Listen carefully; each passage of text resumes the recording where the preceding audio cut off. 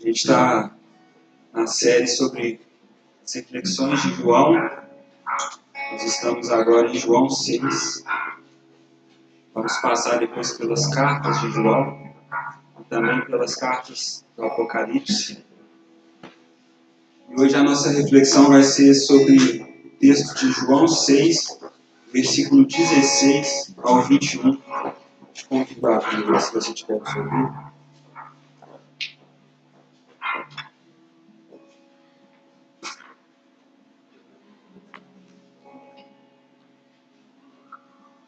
João 6, 16 ao 21. Engraçado porque eu não conversei com a Ana durante a semana. Tinha muito tempo que eu não a via, para falar a verdade. Mas ela compartilhou das mesmas coisas que eu vou falar hoje. Sem saber, né? Eu acredito nisso como um sinal do Espírito. João 6, 16 ao 21. Jesus anda sobre as águas. Ao anoitecer, os seus discípulos desceram para o mar. Entraram num barco e começaram a travessia para Cafarnaum.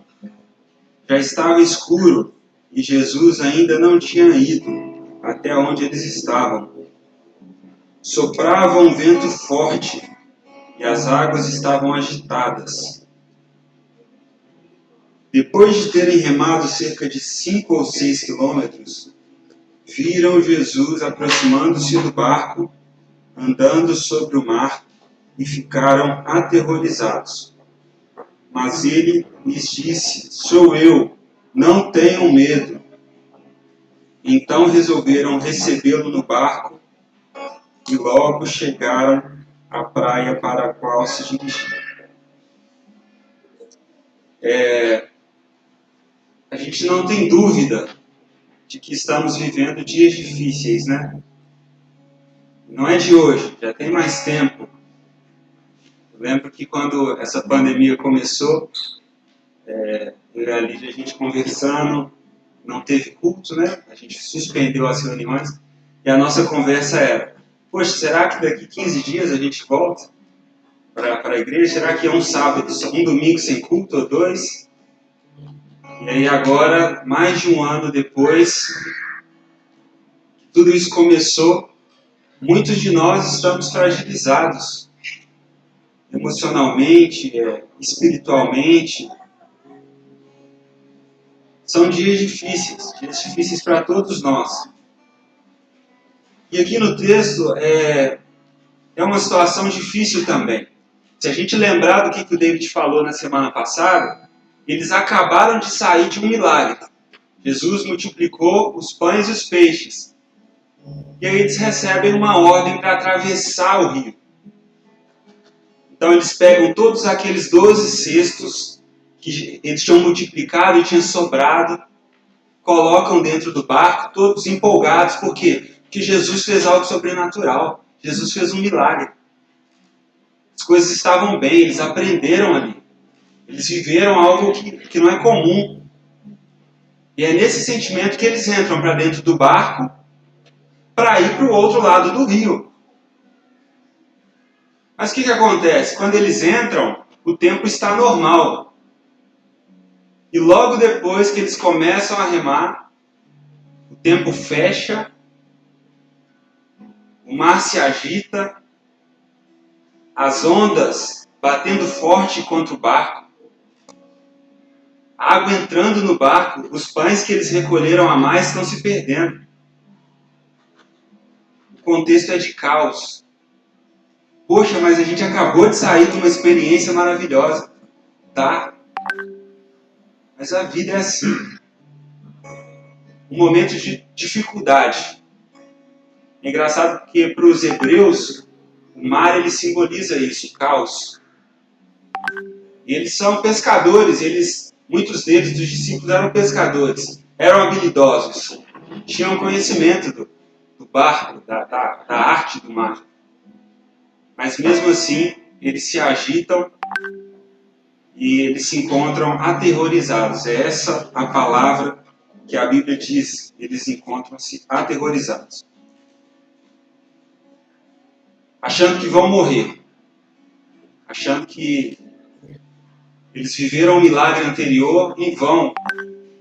Poxa, teve um milagre, tive uma experiência e vou morrer agora? Como assim? É esse o sentimento dos discípulos. E é esse o nosso sentimento no geral com o sofrimento, com a dor. É porque o ser humano, ele não foi criado inicialmente para sofrer dor. Se Adão não tivesse pecado, se Adão nunca tivesse falhado, a ideia é, eu e você não sofreríamos dor. Não teríamos esse tipo de problema, de escassez, de falta de pão. Esse não era o plano original. Então, desde que Adão pecou e nós pecamos, nós estamos submetidos a um mundo onde a dor, o caos, a má notícia, a doença está sujeita a aparecer.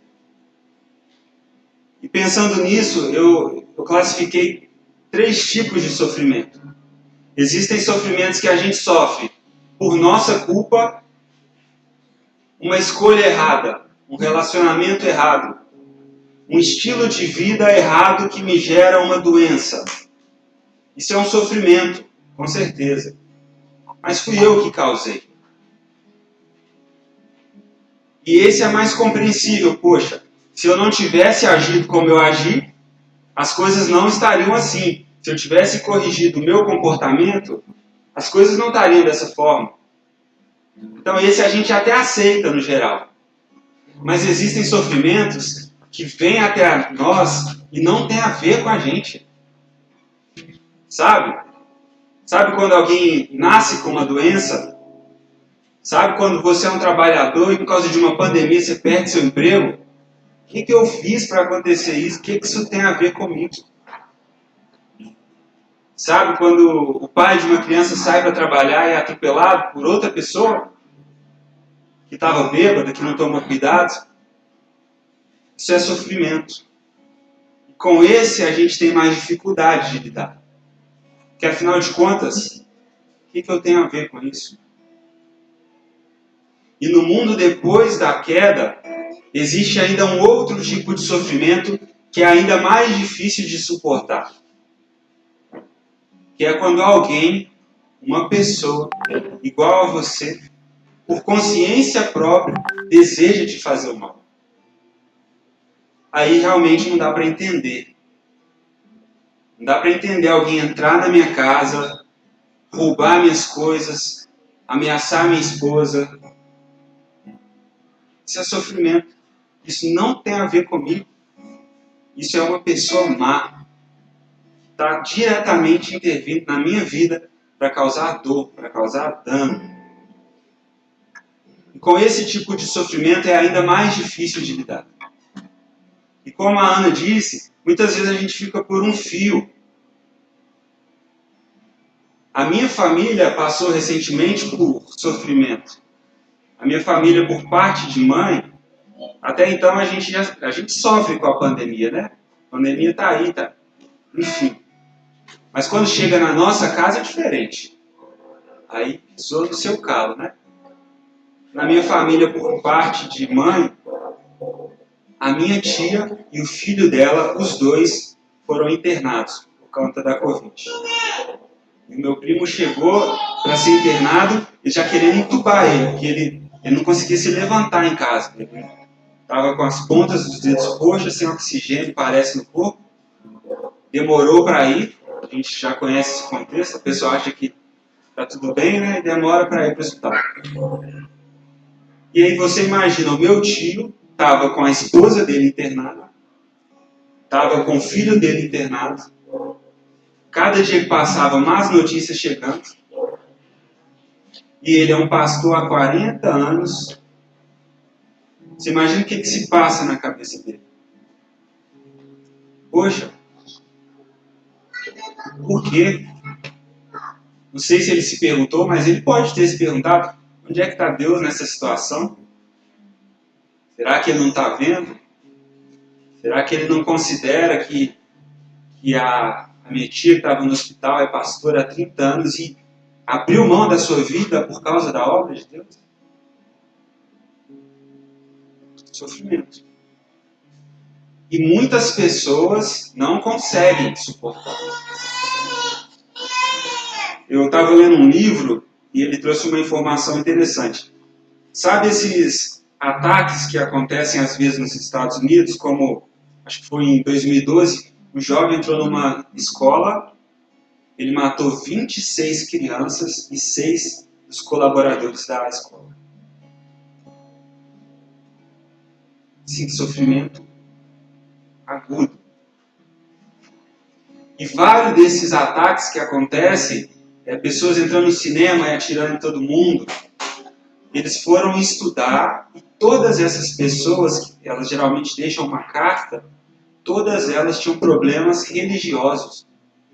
O problema delas era religioso. O problema delas era entender o sofrimento, entender a vida, olhar para cima e achar que Deus é mau, achar que Deus escolheu administrar mal as coisas, ele perdeu o controle. E assim como Caim mata Abel, não para matar Abel, mas para atingir a Deus, essas pessoas às vezes fazem isso não contra as outras, mas como um protesto ao próprio Criador. Você não sabe o que você está fazendo. Então eu resolvo da minha maneira. Eu não mereço ver, ninguém merece, geralmente é esse o sentimento. Mas você vai estudar a vida dessas pessoas, são pessoas que sofreram ao extremo. Sofreram às vezes por causa das suas escolhas, sofreram às vezes por causa do que não fizeram, e muitas vezes porque pessoas infligiram sofrimento direto nelas. E elas não aguentaram a pressão. E hoje eu quero falar de um caminho de a gente enxergar todo o sofrimento, toda dor, toda a situação adversa de uma perspectiva não nossa, mas do alto. Para que isso nos ajude quando a gente estiver quase desistindo das coisas. Eu estava falando que a minha família sofreu, depois que passou isso com a minha família por parte de pai, aí de mãe, a minha família por parte de pai é a mesma coisa. Um surto na minha família, 6 pessoas, 7 com Covid. E aí a família começou, né? Vigília, oração, vamos para a porta do hospital. Antes da nossa família a gente não fazia essas coisas, mas quando foi com a gente, aí todo mundo começou, vamos orar, vamos tal. E aí oraram. E aconteceu que meu tio veio a falecer. Morreu. E aí a gente no velório lá, querendo dar uma força para as pessoas. Tipo assim, não, Deus está no controle e tal. Tentando se fazer forte, mas sabe quando você chega em casa e você também tá mal? E aí, como é que você faz de forte, mas isso te atingiu também. Você é humano, né? Mas eu acredito que a gente pode enxergar tudo isso de uma perspectiva do alto. E é isso que eu queria tentar trazer para a gente aqui. Olha, eu falei dos sofrimentos que acontecem porque nós merecemos, por conta do acaso, não sei, e também por conta de outras pessoas. Mas os discípulos nessa situação, eles estavam numa situação difícil, não por causa deles, mas por causa de Jesus. Mateus 14, 22, não precisa abrir, não, eu vou ler daqui, narra a mesma história. E olha como é que ela começa. Logo em seguida, Jesus insistiu com os discípulos para que entrassem no barco e fosse adiante dele para o outro lado, enquanto ele despedia a multidão. Então Jesus acabou de multiplicar os pães, está todo mundo feliz, é um milagre, que bom. E aí ele está despedindo a multidão e antes disso ele despede os discípulos. Fala aqui, vocês 12, vai na frente, vai primeiro. E a Bíblia fala que ele insistiu para que eles fossem primeiro. Então qual que é o motivo dos discípulos estarem agora no meio do barco, no meio do mar, quase afundando. Uma palavra de Jesus. E aí parece mais sem sentido ainda, né? Porque esse sofrimento foi Jesus que colocou eles nessa situação. E a gente acha muitas vezes que a vida de um cristão ela é resumida em obedecer a Deus e as coisas vão dar certo. Porque afinal de contas, todas as coisas cooperam para o bem daqueles que amam a Deus. Não é isso que a Bíblia diz? Logo, se eu obedecer a Deus, se eu fizer por onde, então Deus tem que me abençoar. E aqui é completamente o contrário. Eles obedecem a Deus e vão para o meio do caos. E sobre esse texto, todas as coisas cooperam. Primeiro, a gente tem que entender que não é para todo mundo. É para aqueles que amam a Deus. E que são chamados segundo o seu propósito. Então, se você ama a Deus e se você foi chamado segundo o propósito dele, sim, todas as coisas vão cooperar para o seu bem. Isso quer dizer que tudo vai dar certo? Não. Porque olha a vida de José do Egito. Sofreu a vida inteira. Foi preso, perseguido. Os irmãos dele quase mataram ele. Inventaram uma mentira para ele. Tudo que podia acontecer de dar errado aconteceu na história de José. Mas mesmo assim, tudo estava cooperando para o bem dele. Sabe por quê? As situações que nos afligem, que a gente não tem controle, não quer dizer que Deus não tem o controle. Deus tem o controle daquilo que está acontecendo conosco. Isso foi na vida de José. No fim das contas, todas as coisas ruins que aconteceram cooperaram para o bem dele e para o bem de um povo. Isso é cooperar para o bem. Não é dar tudo certo. Olha a vida de Davi. Davi foi ungido rei. Samuel foi lá, agora você vai ser rei. Vou te ungir para ser rei. Eu acho que o pai de Davi deve ter pensado, bom, agora a nossa vida vai ficar um pouco mais fácil, né? Porque toda a escassez que a gente já viveu, um rei não tem escassez nenhuma. Então agora as coisas vão melhorar. O que acontece depois que Davi é ungido rei? Perseguição. Saul quer te matar. Mas a gente não percebe que foi o processo de perseguição que Davi passou que tirou Saul de dentro do coração dele para que ele pudesse ocupar o trono de Saul. E é isso que Jesus está fazendo com os discípulos. Olha, vão na frente, vai lá, vai para o meio do mar, achar que vai morrer. Mas no fim disso tudo, você vai ter aprendido algo que o tempo bom não te ensinaria. Ou as suas melhores experiências com Deus foram nos dias que estava tudo certo. E pela minha experiência nesses dias, às vezes a gente nem se lembra de Deus. Eu não estou precisando de nada. Então muitas vezes, como no caso dos discípulos, Deus envia eles para o meio da adversidade para que eles aprendessem algo. Assim foi na cova dos leões com Daniel. Deus não livrou ele de uma cova. Deus passou lá por ele. Assim foi na fornalha ardente. Deus não os livrou da fornalha, mas enviou o recurso. E talvez todos nós estamos no meio de uma fornalha hoje. Está tudo muito quente, está tudo muito difícil.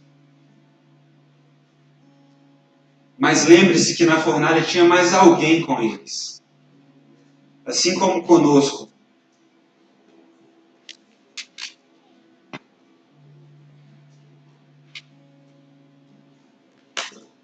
Enquanto eles estavam no barco, e Jesus estava despedindo a multidão, é interessante pensar no que Jesus ficou fazendo.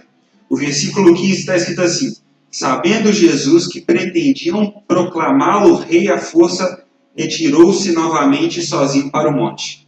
Ou seja, Jesus despede os discípulos Porque o povo aqui, que me viu multiplicar os pães, eles querem me fazer rei. E os discípulos podiam ser tentados, porque na cabeça deles, Jesus era rei. Ele ia assumir o trono em algum momento. Isso era inevitável. Então, olha só, mandar e despedir eles antes de despedir a multidão foi um cuidado. Aqui, vai na frente, porque o povo quer me coroar como rei, mas eu não vim para ser rei como eles querem. Então, vai na frente. E no relato no livro de Mateus, diz que enquanto os discípulos foram primeiro, e depois que Jesus despede a multidão, ele sobe para um monte. Para quê? Para interceder.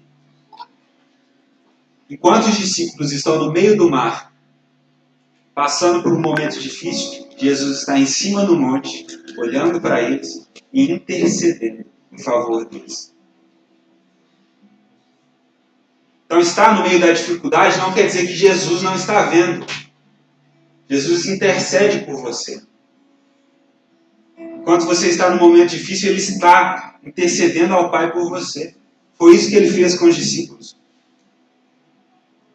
Então, a primeira coisa que eu aprendo é: as dificuldades podem sim ter a ver com o plano de Deus para te ensinar algo que você não aprenderia nos melhores dias. E que enquanto você está aí nesse lugar, Jesus está intercedendo em seu favor. E Ele pode estar te livrando de uma tentação maior. E foi isso que aconteceu. Outra coisa que eu aprendo é que muitas vezes Jesus parece que vai tardar. Parece que Jesus está atrasado. No início do texto diz assim: entraram no barco e começaram a travessia para Cafarnaum. Já estava escuro e Jesus ainda não tinha ido até onde eles estavam. Ou seja, Jesus iria estar com eles. Jesus tinha uma promessa de: olha, vai na frente que nós vamos nos encontrar. Eles estavam esperando por Jesus. E na nossa vida também muitas vezes é assim. Queria te pedir para abrir a Bíblia no capítulo 11 de João.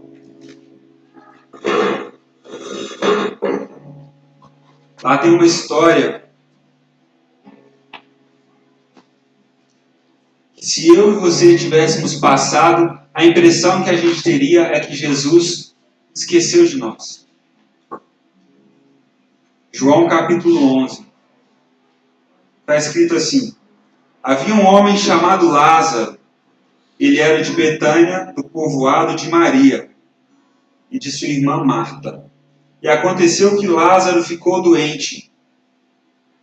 Maria, sua irmã, era a mesma que derramara perfume sobre o Senhor e lhe enxugara os pés com os cabelos. Então as irmãs de Lázaro mandaram dizer a Jesus: Senhor, aquele que amas está doente. Agora eu vou pular para o 17. Ao chegar, Jesus verificou que Lázaro já estava no sepulcro haviam 4 dias. Betânia estava a cerca de 3 quilômetros de Jerusalém. E muitos judeus tinham ido visitar Marta e Maria para confortá-las pela perda do irmão. Quando Marta ouviu que Jesus estava chegando, foi encontrá-lo, mas Maria ficou em casa. E disse Marta a Jesus: Senhor, se estivesses aqui, o meu irmão não teria morrido. Agora pensa na história. Jesus ama Lázaro. A palavra diz que ele ama Lázaro. E Lázaro fica doente. Qual que é a primeira coisa que as irmãs fazem? Manda chamar Jesus. E Jesus atrasa, ele não vai. E ele fala com os discípulos que o motivo de ele não ir, eles iam entender. Agora você imagina Marta que mandou chamar Jesus.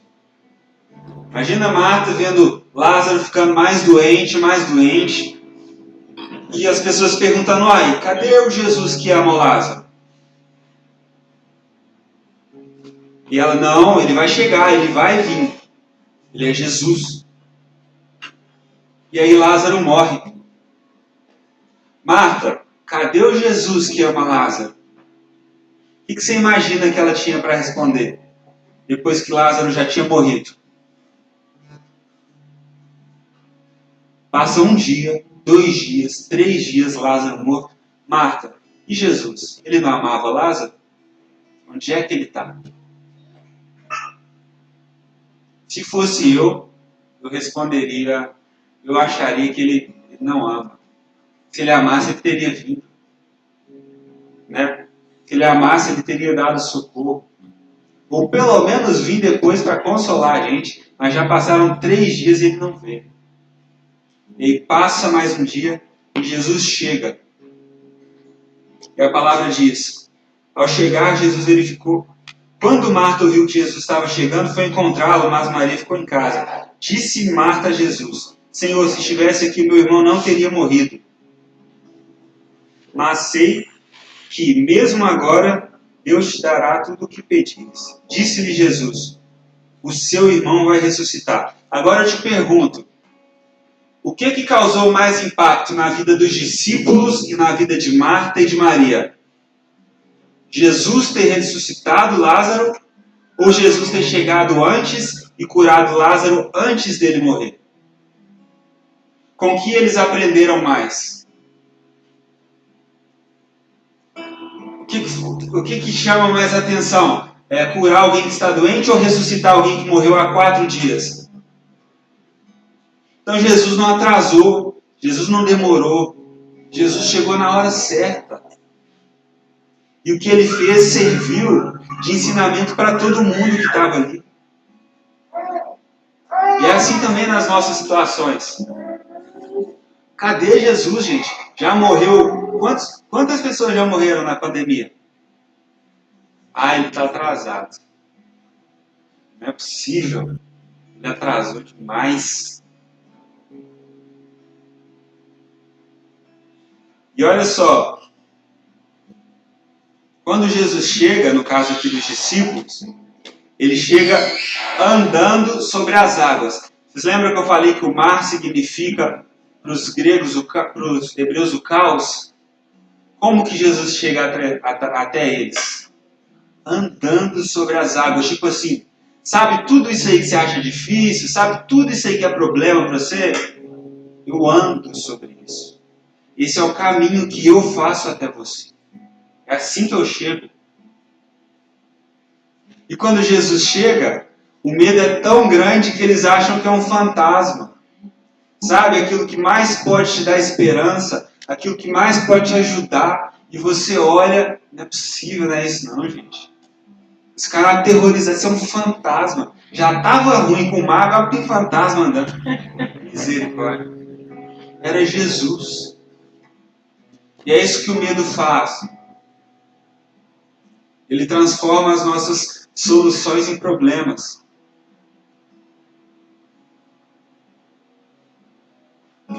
Jesus não atrasa, Jesus vem. Talvez ele não venha como você esperava. Talvez os discípulos esperavam que ele viria em outro barco, num barco maior. Mas ele não tem compromisso com o que você espera. Ele tem compromisso com o que ele disse, com o plano dele, com a agenda dele, com essas coisas ele tem compromisso. Ele não tardou também no caso do discípulo. Eu queria trazer para a gente uma compreensão que para mim funciona nesses momentos de dificuldade. Qual que é o maior problema que eu ou você poderíamos ter? Tipo assim, situação de caos mesmo. O que podia acontecer para ficar tudo ruim? Qual que é o maior problema que podia te acontecer na vida? Que telefonema que acabaria com o seu dia, com sua vida, com essa semana? Morte da mãe, do pai, morte do filho, perdeu o emprego, sei lá. Igual o Jó, aconteceu tudo isso ao mesmo tempo. É um problema grande, de verdade. Mas eu gosto de pensar que o maior dos problemas que a gente tinha O maior dos problemas que eu e você poderíamos enfrentar, que nos foi dado por causa da atitude de Adão, seu BO era muito maior do que perder sua mãe. Era para você passar a eternidade no inferno. Tudo que você faz, tudo de bom é você, que você acha que é bom, não é nada. A gente é ruim, a gente merecia morrer no inferno, todos nós. Esse era o nosso maior problema. A gente tinha uma dívida que o nosso cartão não paga, que a nossa conduta boa não paga. A gente tinha uma dívida tão grande com Deus, tão grande, que não tem nada, nenhum recurso seu, do presidente, de ninguém que podia resolver. Passar a eternidade no inferno, com todo mundo aqui, era o nosso destino. Então, do maior dos nossos problemas que nós não poderíamos resolver, Deus nos dá uma solução. Eu entrego o meu filho para que ele sofra o que você deveria sofrer, para que ele passe pelo que você deveria passar, para que ele pague o que você não consegue pagar, para que você aproveite de uma justiça que você não consegue ter. E tem mais, você não precisa fazer nada. É graça, é fé. Fé no Filho de Deus. Ele nos deu o Filho, Ele nos deu o que tinha de mais importante. Agora eu te pergunto, o que é a perda de um emprego se comparado a uma eternidade inteira longe de Deus? O que é eu perder a minha mãe, eu perder o meu pai, os meus filhos, com a esperança de que estaremos juntos toda a eternidade, do que passar todos nós a eternidade inteira longe de Deus? Foi isso que Deus fez por nós. Agora eu te pergunto, a minha esposa aqui, imagina o seguinte: amor, você me dá um carro, vamos supor que eu tenho muita grana. Amor, beleza, toma, vai lá, escolhe. Não é verdade, é um Fusca. E aí eu dou. Aí no outro dia de manhã ela fala assim: amor, você pode comprar um sutiã para mim? Não, não posso. Não tem jeito. Amor, você pode me dar o cartão para a gente comprar carne? Não dá. É isso que a gente pensa que Deus vai fazer. Ele já te deu tudo que você precisava, sabe?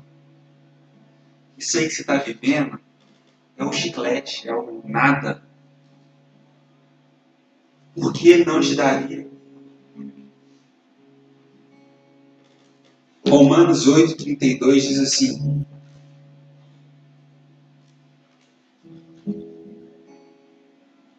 que diremos, pois, diante dessas coisas? Se Deus é por nós, quem será contra nós? Aquele que não poupou o seu próprio Filho, mas entregou por todos nós, como não nos dará com Ele de graça todas as outras coisas? É um problema que a gente precisa entender. Ele te deu mais, o menos é pouco. É fácil resolver. Você não está nessa situação porque Ele não quer te dar algo. Você está nessa situação porque Ele quer te ensinar algo. Te dar não é o problema. É um pai que faz isso. É como um filho que o filho pode pedir tudo, mas o pai não pode dar tudo que o filho pede. Por quê? Senão o filho morre. Senão o filho não aprende nada, não aprende a ouvir não. E esse processo de dificuldade é Deus que nos permite passar para que no fim de tudo a gente aprenda. Mas tenha na sua mente, Ele já pode te dar todas as coisas. Ele te deu tudo.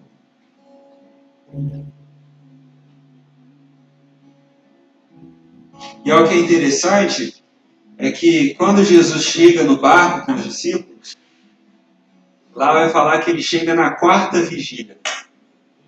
E a 4ª vigília para o judeu é entre 3 e 6 horas da manhã. Os discípulos entraram no barco antes de escurecer. 6 horas, 7 horas, 8 horas, 9, 10, 11, meia-noite, 1, 2, 3. Cadê Jesus? Nós vamos morrer tudo afogado. Então muitas vezes Jesus espera você fazer tudo o que você acha que você poderia fazer com o seu braço aí, com a sua força. E quando você deitar no barco e falar assim, não aguento mais, não consigo. Aí ele aparece. Aparece para você descobrir que ele é tudo o que você precisava. Depois que ele entra no barco com os discípulos, interessante, sabe o que é a primeira coisa que Jesus fala? Quando o caos, a água subindo e tal, aquela confusão, qual que é a primeira coisa que Jesus fala? Ele manda acalmar o mar? Não, a primeira coisa que ele fala é: calma, fiquem tranquilos. Vocês, não o mar. Sabe por quê? Porque o interior de vocês está pior do que as circunstâncias aqui fora. Não é o mar que eu preciso acalmar. Eu preciso acalmar dentro de você. Então a primeira palavra que Jesus dá não é para o mar, é para nós. Filho, fica calmo. Não é um fantasma, sou eu. E é isso que a presença dele faz. Apazigua a nossa alma. Mesmo antes de ele apaziguar a tempestade, se Jesus te apazigua, não tem tempestade.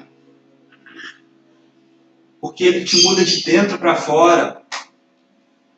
Ele faz o que você não poderia fazer. Então, muitas vezes, o que nós precisamos não é que acabe o caos. É acabar o caos dentro de nós. E só Jesus pode fazer isso por você. Um psicólogo pode ajudar a organizar as coisas dentro da sua cabeça. Mas apaziguar a sua alma, só Jesus. Mais ninguém. Pode gastar 5 mil por consulta. Só está jogando dinheiro fora. E é por isso que as pessoas sem Deus, muitas surtam. Porque não conseguem ver a tribulação, o caos com esse entendimento, com essa perspectiva. Problema teológico. Problema teológico que até um ateu pode ter. Por que o acaso é tão ruim assim? Ele muda o nome. Por que as coisas acontecem assim?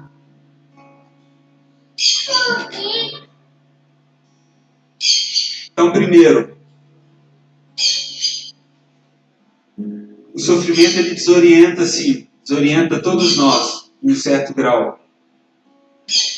Segundo, Jesus nos coloca em situações de sofrimento. Jesus nos coloca em situações de dificuldade. Terceiro, ele não tarda. Ele sabe o momento, ele sabe a hora. Mesmo que pareça tarde demais. O medo nos faz ver a solução como um problema.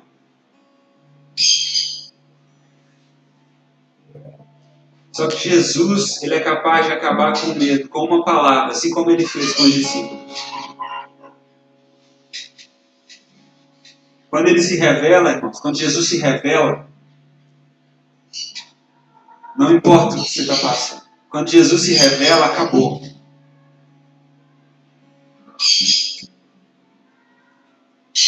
Quando Jesus se revelou aos discípulos, tudo fez sentido. Por quê? Porque no fim das contas, Jesus que é o sentido de tudo. O mar agitado fez sentido. Por quê? Porque Jesus veio por cima do mar. A palavra que Jesus tinha dado de sai daqui e vai para o outro lado fez sentido. Por quê? Porque agora Jesus encontrou com eles. Isso porque o Evangelho, Jesus, não é algo que você deve apenas olhar para ele. O Evangelho é algo pelo qual você olha todas as coisas. É como, além de ser o óculos que eu estou olhando aqui, o Evangelho é o óculos através do qual eu vejo tudo. Então, para de ver a sua situação de dificuldade como se você fosse um coitado, como se precisasse que todo mundo parasse a vida para te ajudar, porque isso não vai acontecer, porque não acontece comigo. Você precisa enxergar a sua situação por meio do Evangelho, por meio da cruz, por meio da morte de Cristo, por meio da ressurreição dele, por meio do que ele pode fazer por você e que eu não poderia. Você não é vítima de ninguém, eu não sou. Não tem ninguém atrás de um palco querendo que tudo é errado para nós. Pelo contrário, tem um Deus bom, um Pai bom, que coloca sim os seus filhos em situação difícil para que eles sejam aprovados, para que eles aprendam algo. E é isso que tem me trazido esperança, irmãos, nesses últimos dias. Passei momentos difíceis, ainda estou. Não sou a pessoa que tem a mente mais ordenada do mundo, não sou o cara mais calmo do mundo. Tenho todos os dilemas que uma pessoa adulta tem. Mas eu tenho certeza, que se Deus me deu o Filho dele, não tem nada, nem a morte, nem a vida, nem os anjos, nem os principados, nem potestades, nem coisas do presente, nem do porvir, nem poderes, nem alturas, nem profundidade, nem pandemia, nem presidente, entendeu? Nem a morte. Nada pode me separar do amor de Deus em Cristo Jesus. Amém? Era essa palavra que eu tinha para compartilhar. E aproveitar também para falar, não sei quantos sabem, mas hoje é o dia de Pentecostes. Pentecostes significa 50 dias após a Páscoa. E se a gente parar para pensar, aquele dia em que o Espírito vem sobre a igreja e enche aquele lugar, tem algumas semelhanças com o dia de hoje. Primeiro, porque eles estavam numa casa e estavam juntos. Assim como nós hoje. Estamos aqui, estamos juntos. A Bíblia fala que eram 9 horas da manhã. O horário que a gente começou hoje também. E eles estavam lá por causa de uma palavra que Jesus tinha dado, por causa de uma promessa. Eu estava pensando, o que a gente cantou hoje, né, na maioria das músicas. Maranata, ora vem, Senhor. E a gente canta isso por quê? Porque lá atrás ele deu uma palavra. Porque lá atrás ele firmou uma promessa. E esse é o mesmo motivo de estarmos juntos hoje. A expectativa é a mesma. Uma palavra dele.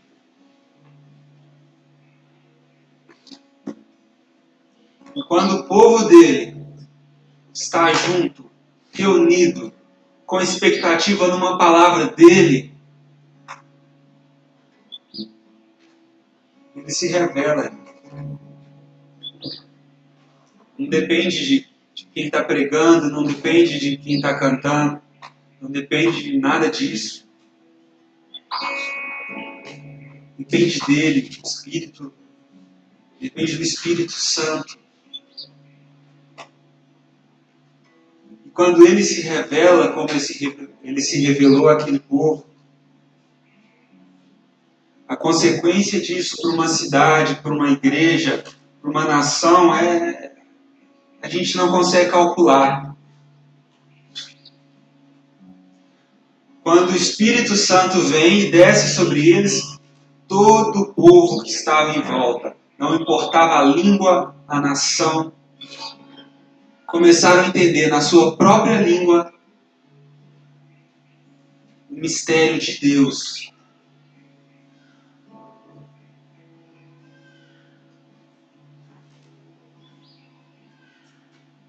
E depois disso, o final de toda a história, se você for para o último versículo de Atos, são pessoas se rendendo aos pés do Senhor.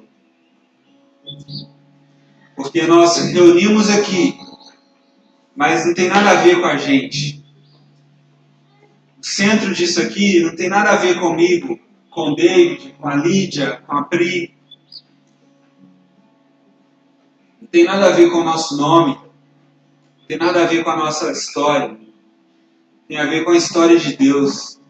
Tem a ver com a história do povo de Deus.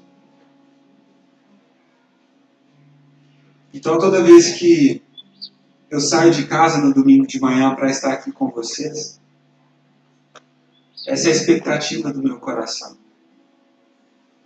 Que o Senhor se revele a nós. Que a sua presença nos encha. Que Ele faça algo dentro de nós. Que o Espírito dele assuma o controle do nosso coração. Que essa é a única maneira da gente mudar de vida, da gente mudar de condição. Eu sou mestre em tentar mudar as coisas por minha disciplina, sabe? Por meio daquilo que eu, sei lá, eu penso, eu vou me esforçar mais, eu vou, não sei. E Jesus, ele faz comigo o que ele fez com o discípulo. Quando você terminar seu show aí, quando você terminar de tentar se resolver e se render, sem nada, sem nenhuma máscara, sem nenhuma armadura, aí eu posso produzir algo em você. Aí eu posso começar a fazer algo em você e através de você.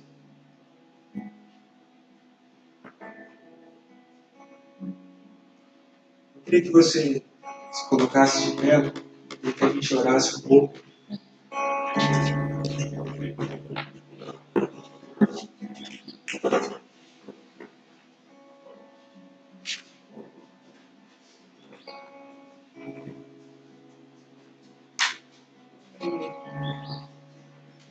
Antes da gente iniciar a reunião, eu falei com a Anitta que a gente estava meio lascado. A gente estava meio desconexo, né? A gente não tinha conseguido ensaiar ontem e tal. E eu falei, bom, e aí começamos a tocar e a Ana falar tudo que a gente vem sentindo, né?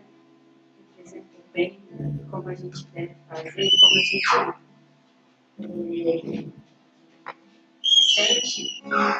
E a partir dela eu fui começando a ser abalada. Abalada nas convicções, naquilo que eu estava pensando. E aí a gente tocou. Uma coisa que acontece muito com a gente aqui na frente, a gente olha para vocês assim, e a gente tenta fazer com que a música, pelo Espírito, penetre dentro de vocês. Faça com que faça sentido para vocês. Então, enquanto eu tocava, e às vezes eu tocava mais forte, era na tentativa de fazer assim, Deus, que eu seja sua noiva, que eu espere a cada dia como se fosse o último, que todo mundo aqui chegue nessa posição de sentir isso, de querer isso, de fazer isso a única coisa que faz sentido.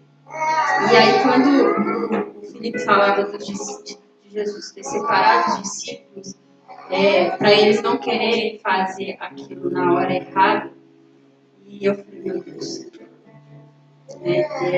será que meu sentimento está tão errado? O que eu faço com isso? Mas enquanto o Felipe ia falando das Escrituras, algo no meu coração arde muito. Porque nós precisamos estar na posição que ele trouxe pra gente. Nessa posição. Então, desde que começou o culto, desde que a Ana falou, desde que ele falou, possivelmente depois que a Dama falar, depois que a gente for para casa, Deus esteja nos convidando a estar nessa posição. E eu comentei com a Dama durante a música que no meu casamento eu tinha pedido a Deus um casamento profético, um casamento que revelasse a questão da noiva e Cristo e aquela coisa toda. Inclusive eu entrei depois do Paulo. E eu lembro que quando a Ana me deu a ideia de falar assim, por que tu não entra, você quer uma coisa diferente, por que você não entra com uma lamparina e tal? Eu falei, fechou. Agora que legal. Vai ser doido demais. E eu orando por isso e tal. E no dia do casamento a gente tinha testado a lamparina e ela tava tudo ok. Mas no dia do casamento ela não acendeu. Mas nem por dentro. Eu falei, não vou deixar de casar porque a lamparina não vai acender, né? Fui. E aí, beleza. E eu tava com uma amiga minha do sul. O tempo todo, assim. E aí a gente foi aquele negócio orando junto, tal, pra entrar. Aí no meio da festa, eu lá dançando e tal, ela foi me puxou e falou assim, Pri, o negócio é o seguinte, não tem. Você pediu um casamento profético, pediu. Então, não tem muito a ver com o casamento, a cerimônia em si, mas a lamparina tem muito a ver com o que a igreja está vivendo hoje. Ela está sem azeite, não tem como acender. Né? E aí hoje cantando a música, que foi a música que eu entrei, isso mexeu demais comigo. Porque eu perguntei, Deus, eu estou sem azeite. Eu não estou naquela posição que acende, queima, que faz alguma coisa. E se eu faço parte da igreja, então uma parte da igreja está sem acender. E eu peço que o Espírito Santo nos acalme com a esperança de que a gente tem. Que ele pode dar, a gente cantou para ele voltar, mas vamos então para a posição que ele possa fazer isso. Não é para pesar o clima, mas é uma esperança de que ele faz. Ele chega aí e te acalma e faz acontecer. E se a gente está falando de Pentecostes, a gente está falando de uma mudança, de algo que vai fazer a gente ser transformado. Então, que seja realmente um período que a gente ore, como talvez não orou, porque a gente precisa ser melhores do que fomos até hoje. Outra coisa, para terminar a minha fala, é que depois que eu toquei e que eu intercedia por todo mundo, eu pensava, das pessoas que eu sabia qual era o ofício, qual era a profissão, e eu falava assim, Deus, que da mesma forma que eu estou tocando aqui agora, para que eles sejam tocados, que o Paulo faça isso no trabalho dele, que o Gui faça isso no trabalho dele, que a Dana faça isso, que a Sheila faça isso, que o Wendel faça isso, que todos nós possamos ter um espírito de intercessão dentro do nosso ofício, que faça diferença, que faça manifestar Deus. Então, eu queria que a gente orasse mesmo agora, mas como a gente é um, que você pegasse seu marido, que pegasse sua esposa, que abraçasse até por causa dos nossos protocolos de segurança. Quem estiver solteiro ainda, ou noivo já pode, mas quem estiver solteiro, que orasse, que se casasse com Deus, sabe? Que reafirmasse o seu compromisso, a sua aliança, e nós também, como casados, reafirmássemos e deixasse o Espírito nos convencer que essa é a posição que a gente precisa estar a partir de agora, confirmar a partir de agora nas nossas vidas. E eu quero isso, assim, eu quero que a gente olhe assim.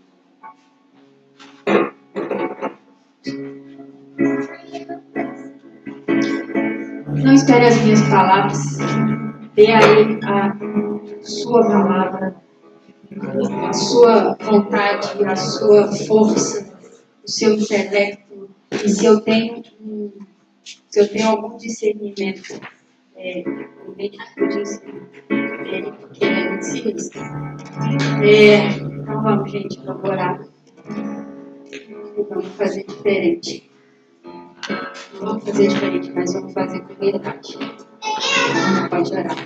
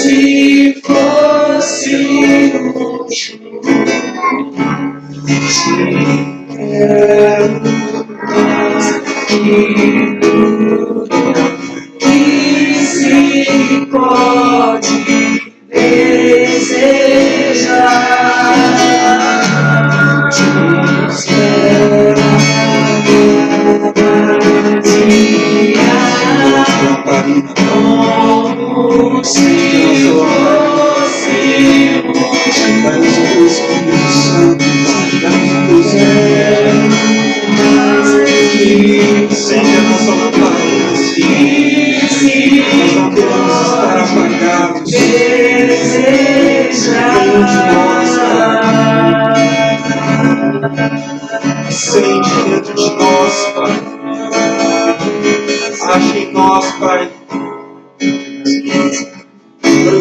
prudentes. Acha em nós, Pai, viúvas que são prudentes. Acha em nós, Pai, que haja óleo, que haja azeite sobre nós, que haja do teu óleo, do teu azeite sobre nós, Pai. Que nós desejamos só o Senhor pode nos dar. Que nós desejamos não pode ser comprado. Que nós desejamos não pode ser trocado. Só o Senhor pode nos dar. Só o Senhor pode dar o seu Espírito aos seus filhos.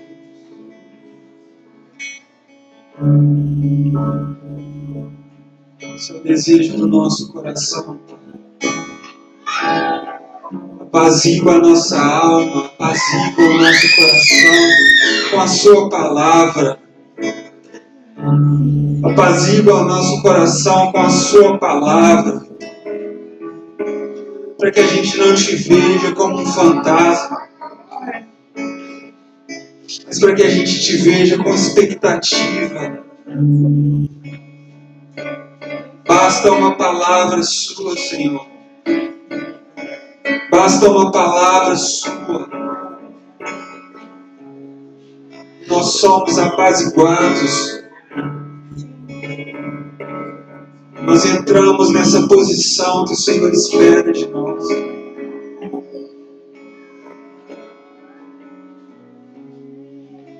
Obrigado, Senhor. Obrigado por essa manhã. Obrigado pelo seu Espírito, Pai, pela sua presença. Nós louvamos o Senhor.